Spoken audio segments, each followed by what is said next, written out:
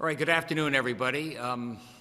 Here with Josh and Paul, and two special guests who I think have a really unique perspective on what we're going through here with COVID.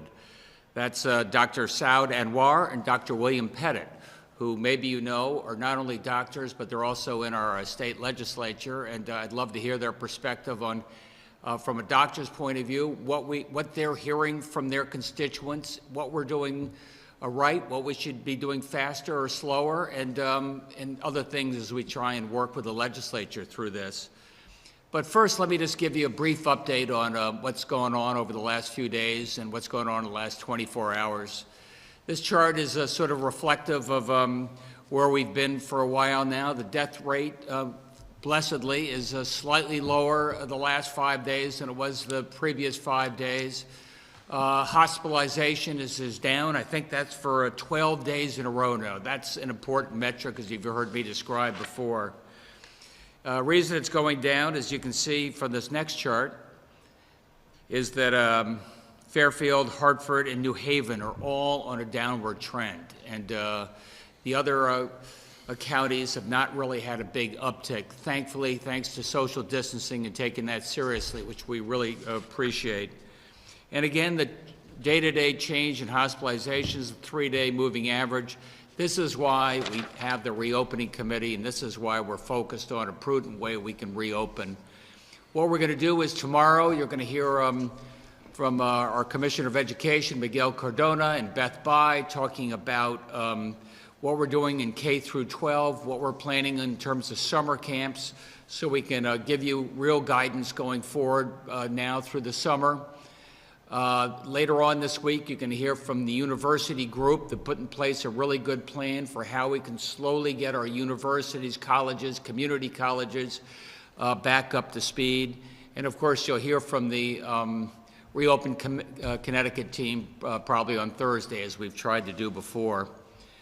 Just a brief overview. I just got out of our regular teleconference with the other governors and Vice President Pence and Dr. Birx and Dr. Fauci and the team that's leading the White House task force. I'd say, I was going to say better late than never, but that's not really where I'm coming from on this. Finally, the PPE is beginning to flow, and it's coming from the national stockpile. I think you see there'll be a big shipment going out to all of our nursing homes direct from the national stockpile over the course of the next week to 2 weeks. I think you'll see the testing, the reagents, the swabs, as well as the transport is all going to start going to the states based upon a need to be able to do about 2% of our population testing on a regular basis. That'd be 70,000. So that is beginning to roll out, which we're really appreciative of.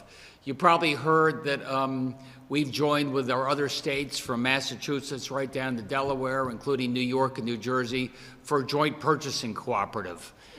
And again, you may say, well, man, aren't we on the backside of this? Why do we have to do this now, just when things are beginning to flow? It's as if you're going to promise us delivery of the Christmas trees on December 26th. Aren't we over this? And the answer is no, we're not over this.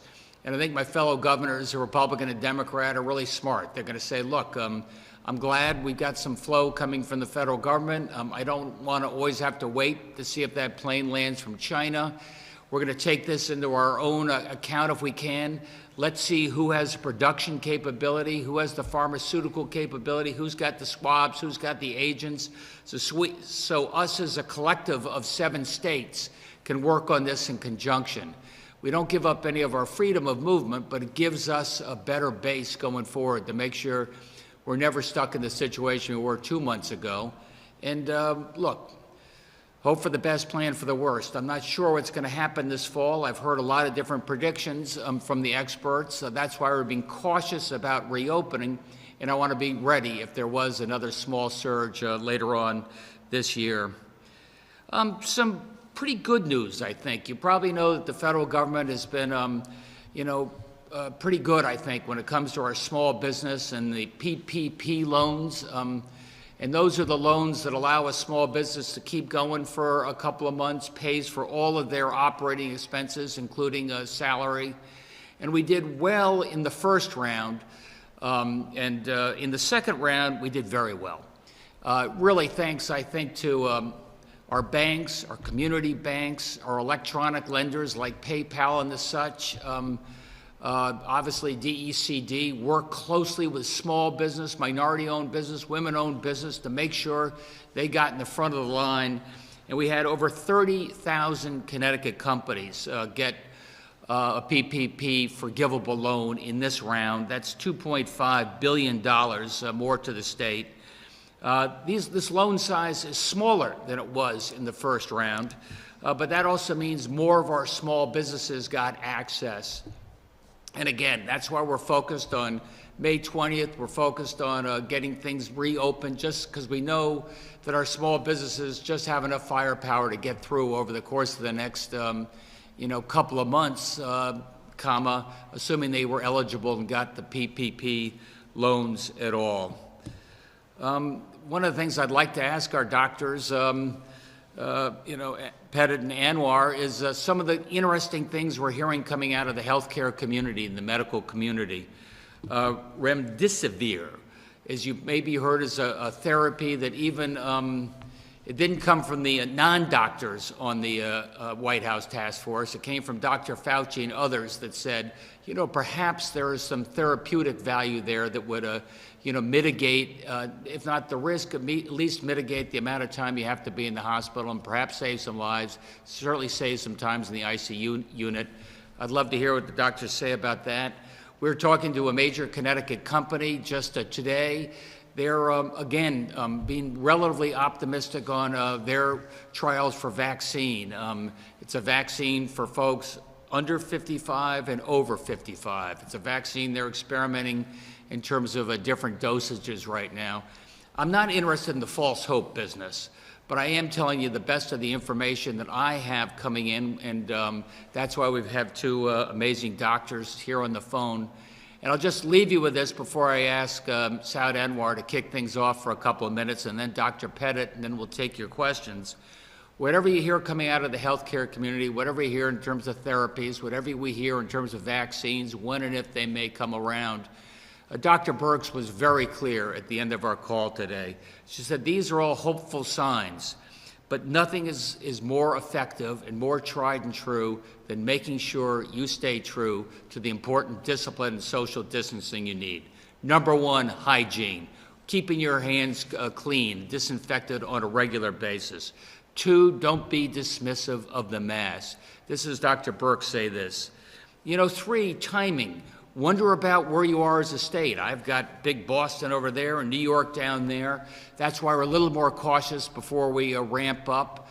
She was pointing to other states where maybe they opened a little too soon. Mississippi had to ramp back, briefly just because they saw a short spike. And crowding. Stay out of crowded situations as best you can. As you know, we had to close down our beaches after a certain amount of time this weekend, just because there was crowding at the beaches. We kept them open, but sometime around midday we had to do that. Dr. Birx said, if you only have to go to the grocery store once a week, that's a lot better than twice a week. And if everybody did that, that would reduce demand by 50%, and what a difference that makes. That's the advice we're getting from the White House task force. So with that, I see Dr. Anwar is on the screen, so let me ask him first. Just to say a couple of minutes, if you could, Saud, before I hand it over to Dr. Pettit. Here you are, you're a leading pulmonologist. You're also in our state senate. Give us some perspective on what you're hearing. Sure. Thank you so much, Governor, for having me, and thank you for the hard work that you and your entire team has been doing. This is such an important time, and your leadership is so valuable, and it's helping save lives and then protect people. I'm in the intensive care unit, and I'm seeing unfortunately, the ugly face of the disease. This disease, by the time a patient gets into the intensive care unit, takes away their ability to exchange oxygen or blow off their carbon dioxide, and leads to multiple organ failure, including the lungs and the kidneys being the main organ, but the patients do get very, very sick. we are seeing heroic teamwork on the part of healthcare workers across our state. I cannot say enough things about the people who are putting themselves at risk at the greater good to take care of as many patients as we can. And that's the reason we have relatively good results in the state of Connecticut with the critically ill patients. Thankfully, as you have alluded to as well, that the number of new patients coming into the hospital has slowly started to decrease, but does not take away from the high amount of work that is required to take care of each and every patient who is critically ill. So that's part of what I'm seeing. Our ability to manage this disease is getting better because we are getting far more experienced in managing it, and then the scientific component is actually kicking in. We are putting a lot of pieces of the puzzle together to be able to manage this based on scientific criteria. I think the remdesivir gives a little bit of a hope because it does have antiviral impact, and it does actually help us get hopefully lesser hospital days. That's at least all we can say right now. The severity of illness may decrease. The challenge is we have not been able to access it as of right now. We were using it for compassionate basis for children, and I have no experience taking care of children in the ICU, and pregnant women were offered it for compassionate basis. But now with the FDA's nod, there's a good chance that the access is going to improve.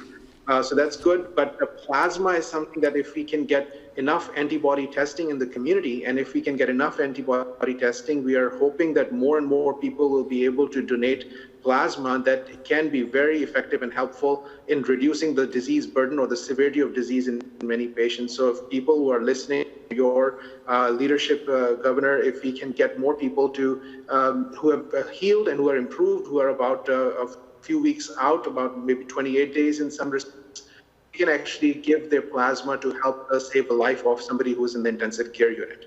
I can say a couple of words about what I'm hearing in the community about the work. There is anxiety, there's palpable anxiety, which is all across the spectrum. One is the anxiety of getting sick, of being unwell, and then not having enough resources in the hospitals to take care of that. Thankfully, with the decrease in the number of cases, the hospitals are a little bit better placed than they were about a few weeks ago. But then there's financial anxiety that people are having as well, which is how are they going to be able to manage? How do they reopen the businesses? So there's a fear about resurgence and doing the right thing when they start the businesses, because the businesses would have to adapt according to prevention of disease in the customers, but also the workforce. So it's a very different way of looking at businesses, and then every single business will have to reassess how they have been doing things. But all in all, I think we are in the midst of a disaster. We forget that, and in the disaster, we are obviously stretched with our resources and capacity.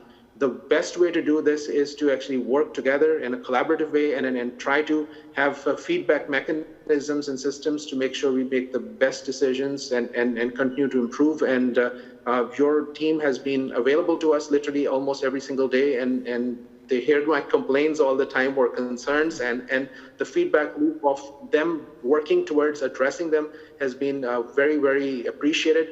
And hopefully, while I know your vision is to have May 20th to be opening time, I'm a little bit concerned from a medical point of view for that, and hopefully we can talk about that aspect. And finally, I'm sorry I'm taking a longer time. There are concerns on the nursing home patients and the personnel in nursing homes with the personal protective equipment availability. If that improves, that would actually have more protection in place. And then those are some of the main areas that I wanted to touch on. And again, thank you for this opportunity. Sal, thank you very much. Bill, I hope you could hear that. I did, thank you. What I've been hearing is similar things to what Saud has heard. Move your you may want to raise your camera just a little bit. Up and back a little bit. Perfect. Back at you a little bit more. That's good enough. Hearing many of the same things that Saud is hearing. There's a lot of concern. There was concern about capacity, which we seem to have met. When people ask, some people want to open up the state tomorrow, and I say, you have to understand that it's incredibly dangerous. The contagiousness factor, the so-called R naught, is 2.5. But once you're out 10 people removed from an initial case, you can impact upwards of 10,000 people. In addition, though, many of the fatalities have been in the people over 60, 70 years old at times, and I'm sure Saud can attest to this. There's people in their 20s and 30s that come down with the disease and die within a couple of weeks. So we really don't understand the susceptibility and some of the genetic variations. As he noted, remdesivir may be helpful. It seems to have decreased the hospital days by 4 or 5. I would also note that it's important for people to know that many of the other drugs that have been mentioned, the hydroxychloroquines, chloroquine, other antiviral steroids, the Infectious Disease Society of America recommends it only be done under the auspices of trial, that because the data has not been very good with most of those other drugs. I hear some of the same financial issues, but what people are looking for from the Reopen Committee is very specific advice. In other words, if restaurants and nail salons are going to be open in 2 weeks, they want a specific list of things that they must do. And I'll give you a specific example. My public health director suggested that if there's going to have to be physical barriers in certain places, people need time to be able to obtain the raw materials and construct whatever physical barriers may be needed. The businesses need the time to be able to obtain the protective equipment, be it masks, gowns, gloves, sanitizing materials as well. If restaurants are going to be feeding people outside, they need time to set it up. They have to obtain tents and other facilities. And speaking with my health director, he was also concerned that we reinforce the basics, as you did, Governor. Masks still play a role. Not touching your face and sanitizing plays a big role. And if you're sick, you should stay home. There's people who are trying to gut it out sometimes and become ill and actually still show up at work. And if you are ill, have a fever, have a cough, you should not show up to work until you've been cleared by the medical system. So I think we can do what we're doing, that is begin to have plans to reopen, but have to do it cautiously so we don't see a resurgence of the disease. And I think what everybody out in the community needs is very specific guidelines so that they can follow those guidelines to minimize our risks. Hey, no, thank you, Bill. Very well said. As you probably know, right now we're meeting with the Restaurant Association and the Retail Association, getting the very best ideas we can from those businesses themselves, what they think would be the appropriate protocols that could keep their employees and their customers safe. We'll be able to outline them in about a week, so that then everybody would have at least a couple weeks to prepare accordingly for the opening of their business. No, well said. NBC Connecticut. Yes, thank you. For the doctors, Dr. Petter, there's another rally happening today where people are protesting that the state should reopen immediately. Can you give your thoughts and your perspectives on this, not just as lawmakers, as doctors? Could you guys hear that question? Yeah, I can take that if you don't mind.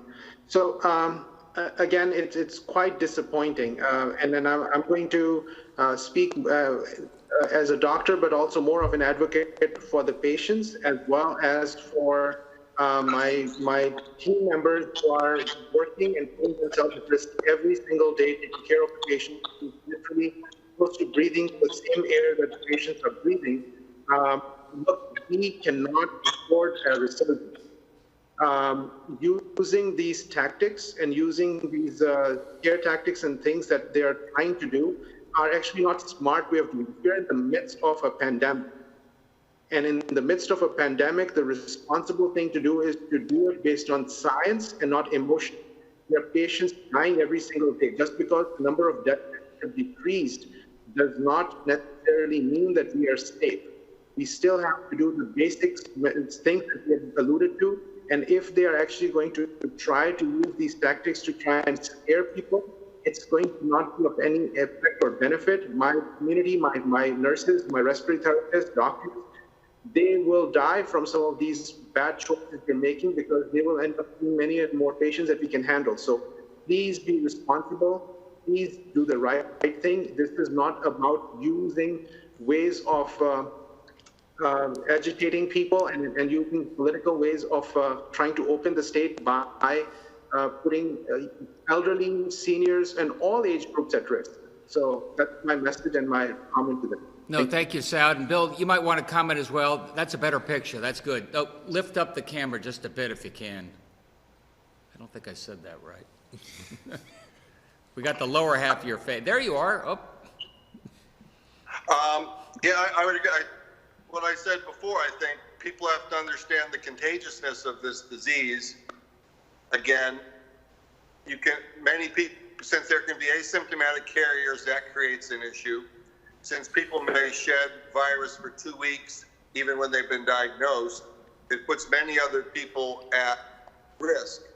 And again, we have people who are older, have comorbidities that are dying, but we also have people that are very healthy, not very many, but that are dying. And I think we don't want to take that risk. I think we can begin to slowly reopen, and that's why I think the important issue for government, for the Department of Public Health and the committee, is specific regulations. People who run small businesses are not experts in infection control, are not experts in virology, so they need very specific instructions as to how to sanitize, when to sanitize, distances, etc. That'll be very important information for people in the community so that they can be assured that they're doing the appropriate things, opening their business, earning a living again, and serving the public. So I think we can do it, but we need to do it with appropriate preparation. Thank you. Governor, as the warmer weather hits, I know unlike a lot of southern states, we haven't had snow or anything, but as that warmer weather hits, any changes as more people go outside, more people maybe coming up to Connecticut from states with restricted policies? I think I got about half of that, Max. It was southern states and people going outside, and what are the best processes there? I'm sorry if I didn't get your entire question. I will tell you from all of our scientific committees that we've had as part of the reopening Connecticut, there have been some break points, inside versus outside. Outside, much safer. You'll see around the country that they're opening, for example, restaurants for outside first, seems to be a priority from Mississippi to Connecticut. You'll hear from the academic folks that, residence halls are more risky than the commuter campus. So we're thinking about what some of these breakpoints are, and they help us figure out how to phase in a safe way to reopen. Move on next to Channel 3 Eyewitness News. Yes, this question is for Dr. Anwar. Doctor, when we see the daily hospitalizations in all counties on a decrease, we're anticipating that hospital capacity will not be tested. Why do you feel that May 20th is too early to reopen?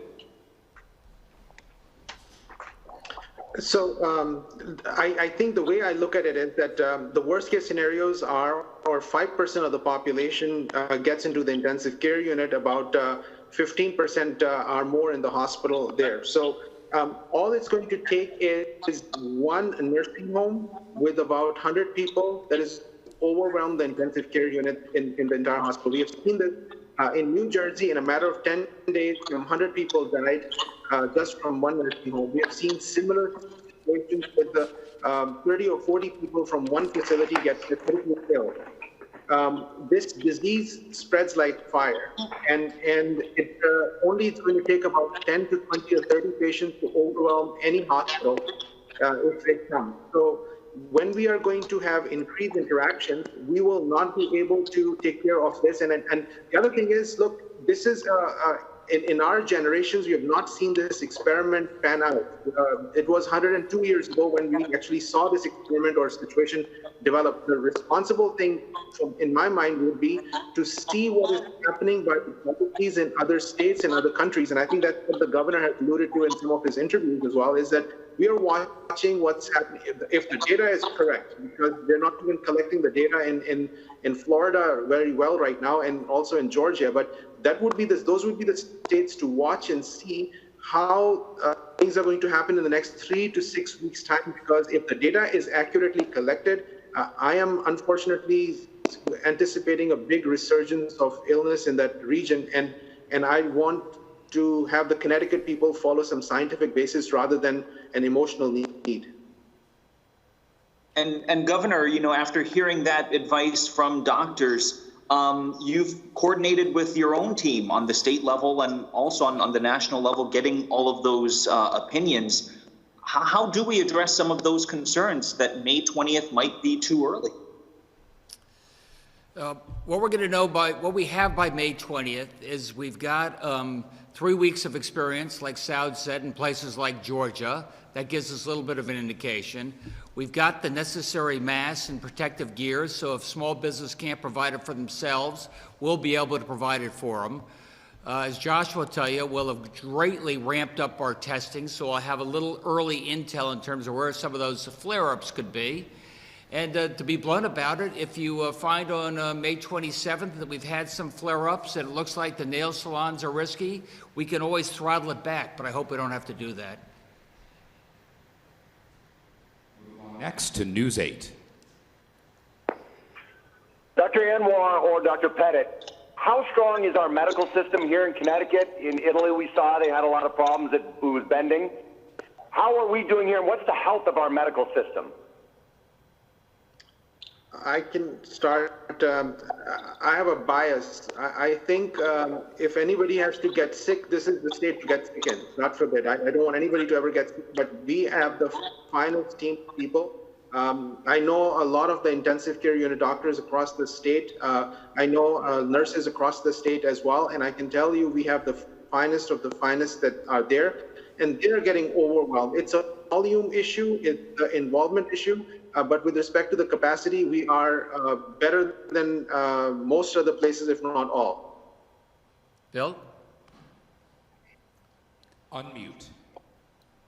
You're on mute there. Yep. I think our medical system is held up very well. I think the lessons for us are national and have to do with our business model. We've moved many pharmaceutical companies overseas. We've moved much of the personal protective equipment overseas, and that created issues for us. We need to begin to manufacture those products back in the United States. We also had hospitals that in terms of cash flow and facilities that were doing on-time ordering, so people didn't have significant amounts of this personal protective equipment on site in terms of cash flow management, the way people do things in the modern era. So we're going to have to make some changes in national strategic plans in terms of how we do manufacturing for both pharmaceuticals and protective equipment. And I'm sure the Connecticut Hospital Association is already beginning some of those discussions as how to try to improve this as it goes forward, should we have a second resurgence or a different pandemic down the line. And what kind of shape are the frontline workers in? We are tired. Look, I have been living in quarantine for the past 6 weeks, essentially. And many of my fellow workers are, if they have vulnerable people in their homes, they are living in isolation and quarantine or in the intensive care unit or in the hospital. And we have people who are getting sick as well. So that is going to be a relevant issue in making decisions going forward as well. And that brings up the critical issue of mental health. I posted a few days ago, everybody probably read about the 49-year-old emergency room physician from New York who took care of many patients, developed COVID herself, and then unfortunately ended up committing suicide. When I read about that, I was just crushed. Here was a person who was given their very all to save the sickest of the sick and was so overwhelmed that she felt that she needed to get away from by committing suicide. So it's important for people to take the time to care for themselves mentally. If you have to get away from the news for a day or two, do so. To take the time to rest appropriately, to talk to people that are important in your life, if they're in your home or via video conferencing, and to reach out if you need help, because mental health becomes a critical issue for the people on the front lines, but also for the people who are at home, who have loved ones in nursing homes, loved ones in hospitals, and they can't get to them to speak to. Move along next to the Associated Press. Good afternoon. Governor, what can be done to financial pain happening in Eastern Connecticut? There's many cases, but there's pretty high unemployment here, especially due to the casinos closing. and the ripple effect that that has had? I think the question was about Eastern Connecticut and the unemployment situation there. It's worth remembering while Eastern Connecticut has by far the lowest infection rate in the state, it also has an increasing infection rate and an increasing hospitalization rate, perhaps in part, Sue, just because of their proximity to Boston, which is why we don't want to do anything we can that promotes travel between our states. You know, so we take that to account. And when it comes to, hey, how about we just open up the restaurants in Willimantic without opening them up in Fairfield County? Again, we worry about the idea that people are be driving back and forth and perhaps taking a virus with them. So I think we're a small enough state. I think we can open on a statewide basis. That was the conclusion of our Reopen Connecticut task force. And we're going to get going on that within less than 3 weeks. I'm sorry if I broke up or something. I was also wondering about what can be done economically for the eastern part of the state. Even though there aren't as many cases, there's very high unemployment because of the casinos.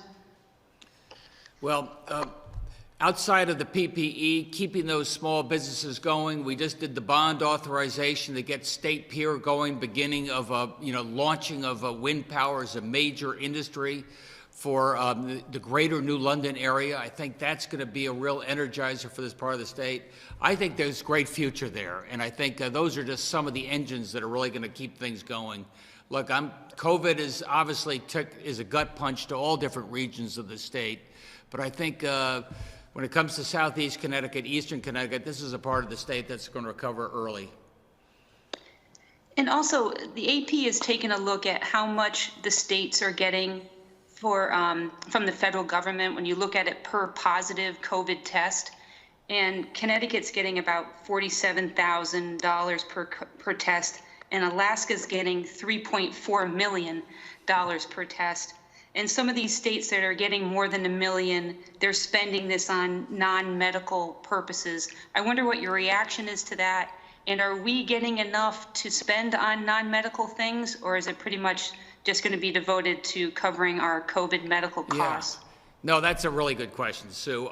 Right now, it's just COVID-related expenses with a little bit of help for, a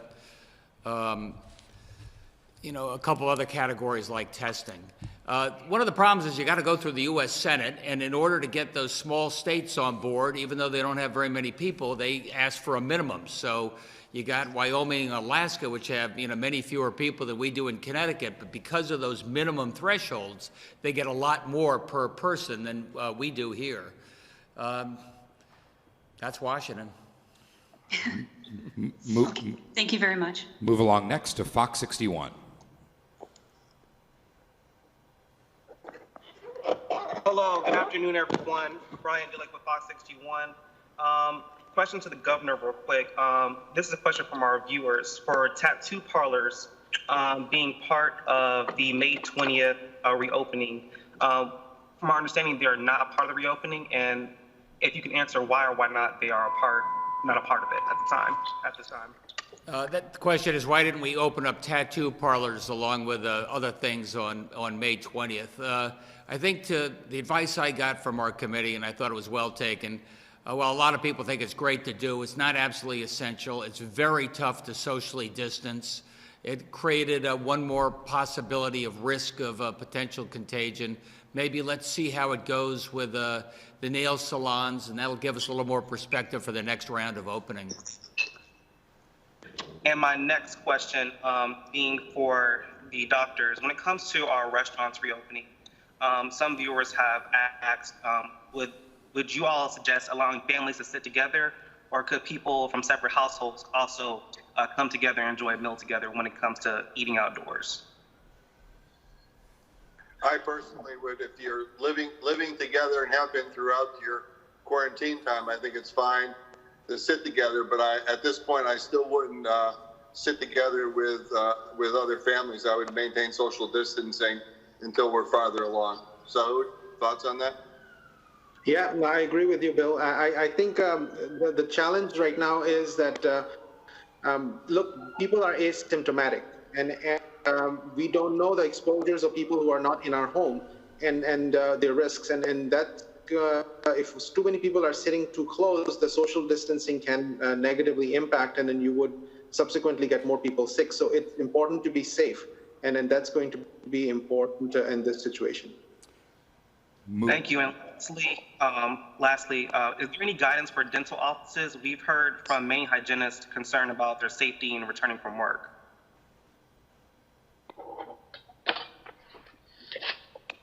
Yeah, I can try and address this. This is where it's very critical because of the dental hygiene and the work that involves. It's a high risk profession. So this would be one of the situation where you have to have the test negative patient and make sure the patient is negative, and have it available right at site if possible. And then subsequently, the person who's going to provide the care will need an N95 mask at minimum, with a subsequent shield covering them as well. And just like we are doing in the intensive care unit, have a complete protection with their hair, eyes, airways, all of this protected of the patient, and that environment also being only for that particular patient. Otherwise, the cough, the sneeze, the other aerosolized liquids would actually infect people around. So we have to have the right PPE, almost ICU level of PPE for that profession, in my opinion. We'll move along next to the Hartford Courant. Governor, today Governor Cuomo outlined a whole list of criteria, very specifically with different numbers that he wanted to hit before New York would open businesses. Do you have any plans to outline similarly specific criteria about exactly how much capacity we need, or how much different numbers need to drop in addition to that 14 days of decline, or are you following kind of similar metrics? I think we're following similar metrics. To me, I'm looking at the infection rate. Obviously, we're looking at hospitalization in terms of our capacity there, as Saud said. That's very important. There's not much room for error. I'm looking at making sure we have the testing capacity in place so we can see flare-ups as they come over the radar screen, making sure I've got the masks that can keep people. That's all why we focused on May 20th, as well as giving our stores and businesses the opportunity to make sure their place is safe and ready to go based upon the parameters. And so you've talked about testing capacity. You've talked a lot in the last few weeks about ramping up tests, and maybe testing has gone up a little bit, it looks like, but not quite as much as we need. Why has that been, and what gives you the confidence that over the next few weeks you will be able to ramp up testing to the level we need to get it to? I'll start, and then maybe, Josh, you can help me out with this. We haven't sat around waiting for the federal government on this. So we've talked to the CEOs of all the major testing-related companies, be it CVS, be it Abbott Labs, be it Jackson Labs, be it our own people. Just a few days ago, I had the occasion to talk to the CEO of Thermo Fisher. Thermo Fisher is the biggest testing agent company in the country. It also happens to be where Josh Jabal once worked. So I'm using every relationship I can to get to the front of the line here. And we have strong assurances from partners like Thermo that we're going to have the testing agents we need to make sure that we can ramp up our testing in a way that gives you security that you're safe. Yeah, I think one of the main reasons the volumes haven't ramped up more recently is there's been a significant shortage of the nasopharyngeal swabs that are required to take the samples. We have visibility to some significant shipments of the swabs coming into the state, and we also think we're very close to being able to start using saliva as a acceptable sample for the testing as well. We're also working to significantly scale up our laboratory capacity in parallel, so we're very optimistic that in the coming weeks we're going to see significant increase in our testing capacity. Thanks, I appreciate it. Move along next to CT News Junkie. Thanks. This question is for the governor. Governor, with the hospitalizations being the only indicator right now that's going down, does Connecticut have to see a drop in the positive cases and the deaths too before the May 20th phase moves forward? Those are less important metrics for me, Christine. I mean, fatalities are going down a little bit, but that's a lagging indicator. Obviously, the number of positives are a factor of how much testing we're doing. But to your bigger point, yeah, I'd probably look at the percentage of people being tested, especially when it comes to randomized testing. When we start testing more asymptomatic people, I'd like to see that as a number that's not accelerating but decelerating. So that's something else we would be looking at. And also you said that the information with your reopening group that was shared on Thursday would be made public, but there doesn't seem to be anything released either on Advanced Connecticut website or the state website. And also, is there a comprehensive list of participants? Yeah, I think you've got the list of everybody that was invited to join the advisory boards, because they're broken down of, you know, education and higher education and business, and we'll get that re-released or back on our website if it's not there now, Paul. And in terms of other information, they'll be here on Thursday. You can ask them anything you'd like. And are we going to see testing numbers go up today? You know about that? Testing numbers going up today? The governor showed the testing results at the beginning of the press conference. I'm not sure. We'll put out the usual test results today, as we always do, yeah. No, I just wanted to know if they were going up. You mean like posted on the website, as we do? No. Like the number of tests that we're doing per day going up. Yeah, they went up to about 2,800. You know, I can't promise you that's going to be a straight line, Christine, because obviously it reflects a little bit of lumpiness, but I think you will see those consistently go up over the course of the next 2 weeks. Thank you. Move along next to the Day of New London. Hello, this is a question for the governor. Governor, given that I guess the prospects are good, there'll be some kind of a special legislative session. I was wondering if you think it'd be feasible for the legislature to consider online gaming for the tribes at such a session. I know you didn't want to deal with that via an executive order, as was requested by my group earlier. I just wondered if you thought during a session there could be some action on that. I think there are a couple of proposals swirling around. We'll see if it's appropriate to do in a short session like this. And it's the type of conversations we continue to have with both the Pequots and Mohegan. Okay. Move along next to the Waterbury Republican American. Continue to have with both the Pequots and Mohegan. Thanks, Matt. I guess this is a question for Josh. What are the numbers at the Connecticut State Veterans Home and Hospital? I'm sorry, Paul, you said the numbers at the Veterans Home? Yes, the COVID, yes, the number of positive laboratory confirmed cases. We can get back to you on that. Okay. Governor, members of the legislators' conservative caucus have apparently, they've written Attorney General Barr raising concerns about some of your executive orders, your designation of essential versus essential businesses infringes on equal rights and property rights, the rental assistance program violates the contract clause, restrictions on firearm purchases, infringe on the Second Amendment, a couple other items. Have you seen this? Were you aware of this? Do you care? Well, I care. I mean, no, I haven't seen it. I haven't heard about it. And actually, nobody has brought it up to me in series of conversations I've had over the last few weeks. So I'm a little surprised. And with that said, Paul Lamont, Chief of Staff for the Governor, everything that the Governor has done within his executive powers is within the law and ensuring the public safety and health of the Connecticut residents and citizens during this COVID crisis. Okay, but to the question earlier, the daily stats aren't up yet, so I'm wondering, if there was some issue with the transition yesterday? Just wondering what's happening with that. Just a housekeeping matter. No, those numbers will be posted at the shortly after the conclusion of this press conference. The Governor also showed the numbers at the beginning of the press conference. Yes, I saw that. All right. Thank you. No problem. Thanks, Paul. Move along next to the Connecticut Mirror.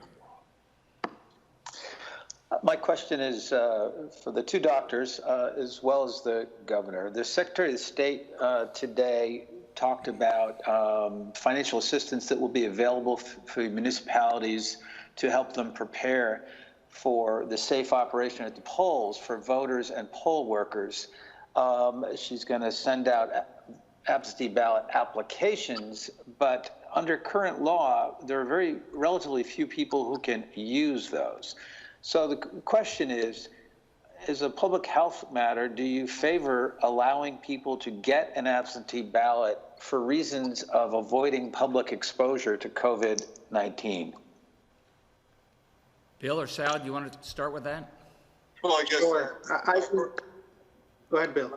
I personally would like to see if we could avoid the primaries and not have to tackle the issue until the general election in the fall, and we could reassess ahead of time and see where we are. I think it's too early to assess where we may be in terms of the general election. So if we can avoid having the primaries, but I guess if the primary is going to go on as scheduled, I think a lot of it will have to be done by absentee ballot if we continue with similar numbers. So so my perspective is, from a public health point of view, this is a necessity. Look, in order for people to be able to participate, they should not have any fear to be part of their civic responsibility. Right now, people have fear of getting infected and subsequently being severely negatively impacted with their health if they were to go and vote. And I think for that very reason, it's critical that we have laws, whether I would prefer if it's a legislative action in the special session to increase the capacity to do mail-in ballots. And if we can do that, that would be the best thing. If for some reason the legislators do not meet, executive action would be reasonable in collaboration or coordination with all the four caucuses. That may be the way to approach this, but I think this is a very important issue, and then we have to address this to maximize participation. Governor, you have not issued an executive order regarding the primary. You have indicated you would like to see some flexibility on the use of absentee ballots. You've also said you don't foresee having any authority over issuing an executive order in November because your order expires September 9th. So what is it you're going to do now as far as an executive order for the August primary and as far as asking the legislature to approve legislation that would address the November situation? I think you asked the question and then you answered it very well. I'm with Saud and Bill on this. Assuming we're going to have a primary in August, because there's a primary for other reasons as well, maybe I address that through the executive order just to make sure people can vote safely, especially older people who we don't want, hanging around. And when it comes to November, I'd like to think that perhaps the legislature, working together with Paul and Bob, we come up with a good, fair way that they can pass some rulings that allow us to do the same thing for the general election. Subject to facts on the ground. Here we are in terms of the pandemic then. Thank you. Move along next to News 12 Connecticut. Hi, Governor. Some of the restaurants are pushing for you to expand the rules surrounding delivery and takeout to include cocktails, mixed drinks. Right now, they're only allowed to sell pre-bottled hard liquor. A lot of other states are allowing cocktails. Any thought about doing that? And what was the reason for excluding that in the first place? Well, I'll take a look at it, but Paul is frowning at me, so go ahead. I think I'm frowning because we actually didn't exclude it, and it's actually available in the state of Connecticut under the executive order passed by the governor. So restaurants are free to sell, sealed drinks, cocktails made, sealed, yes, bottled up, and send them off in delivery. Sealed. You talking about delivery or pickup? Well, we'll ask for both. We'll be happy to talk to you offline, but yes, that is currently happening in the state of Connecticut at this time for sealed drinks. Okay. All right, great. Rest easy. Move along next to WTIC 1080 News. Good afternoon. This one's probably for Paul and Josh. what are we hearing from state businesses, small business about the, well, now second week of the second round of the Paycheck Protection Program? Are they able to get through and get the help they need? Actually, I'll nicely pass this over to the governor, who spoke about this at the beginning of his comments in terms of how well Connecticut did. I think the answer to this is yes. I mean, let's face it, the first round was slow. There were some hiccups, and a lot of people filed and didn't hear back, and a lot of people didn't get it. In this round, I think it went a lot more smoothly. A bunch of big businesses didn't capture a disproportionate share. I think that was the right thing to do. And they did announce today at our meeting that there is still capacity in that loan program. So it's still not too late to go, and probably going to your local community bank or going to one of the electronic providers like PayPal seems to be a good route to go and get to the front of the line. Yeah, Commissioner David Layman and Deputy Commissioner Gwendolyn Thames did an amazing job to make sure to get the word out to ensure that our small businesses in the state of Connecticut were ready and prepared once it went live online. And utilizing the various lenders, not only online, but also our banks here in person. I know Commissioner Layman sent a note over to let us know that the state of Connecticut currently ranks 5th per capita in terms of the ability to get PPP in this most recent round. So I want to thank the small businesses in the state of Connecticut for really making sure that they're prepared for this second round, and thank DECD and all their partners for their work. Great. And Mr. Governor, on the May 20th partial reopening, are you feeling a lot of pressure on that at all? Because you're getting it from both sides, and the latest projections suggest that what Ingenuity called the worst case scenario, which was opening and having to reclose, I mean, that could happen if some of the worst statistics that we're seeing follow through. I'm not feeling any pressure. I've got some of the best scientific minds in the state who are advising us on what we can do when and how we can do it safely. 2 of them are with us today, by the way. And I am talking to the business community because we're very conscious. And the good news is the business community wants to open. They want to open safely, too. They want to open safely because they could not risk the idea that somebody gets infected at their store and what that means going forward for them. So surprising, there's an alignment of interest there, I find, between the business and the scientific folks in our discussions. Not always, but usually. Thanks. Hearst, Connecticut Media. Hi, thanks, Max. Governor, in the meeting today with the White House people, is it becoming any clearer that the states might be able to get some budget funding in the next round? Is there going to be a next round? Is it still up in the air? Look, in these meetings, everybody is always very positive, and the vice president is positive, and they say, I know that 90% of your budget deficit is related to the fact that revenues have collapsed, and I know we got to do something. Outside of the meetings, we get more mixed reports. I think we're going to get something. I think it's important, and I think the president on down wants us to get through this economic malaise, not just the healthcare malaise, and knows we won't get through it if states are forced to cut and slash. And it's not just blue states, it's red states as well. So I think there's a bipartisan commitment on the part of the governors to do the right thing here. Josh, are you satisfied that the dental industry has access to proper PPE? Are you working with the association at all? Is it still too early, or what do you think? Yeah, it's a little early. I mean, that's up to them to supply themselves. As you may know, we never close them by executive order, same with our hospitals and elective surgery. So they're all assessing their own position right now in terms of the risk profile, as Dr. Anwar described earlier, their own supplies, the PPE capacity, and they'll have to make their judgments when they're ready. And finally, Governor, I'm hoping you got a chance to go out on Saturday. It was a nice day. Lots of people not wearing masks. The Governor Cuomo was talking about how he was disappointed to some level today. I don't know. I know you don't want to put the foot on people's necks to do this, but how concerned are you about people ignoring the mask order?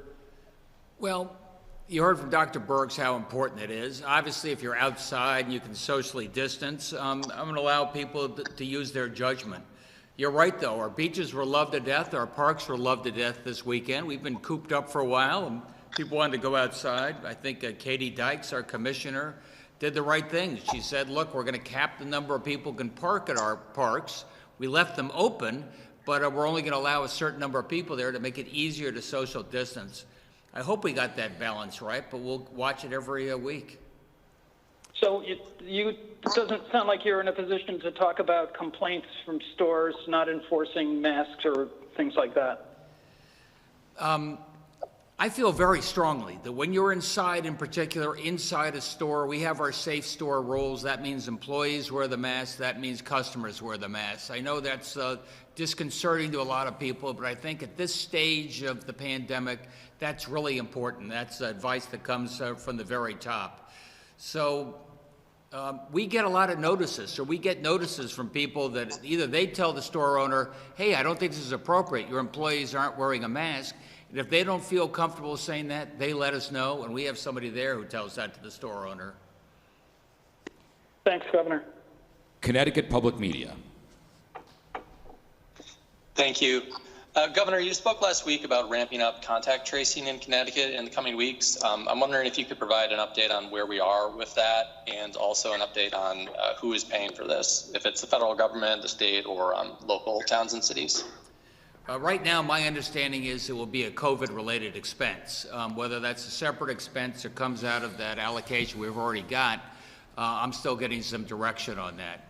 Right now, as you know, working through our public health departments all across the state, we have hundreds of volunteers who have already stepped up to do this. And Josh will tell me whether that's enough or we need other incentives for people. Yeah, so far the team's very happy with the number of volunteers being identified, public health students, people with relevant training.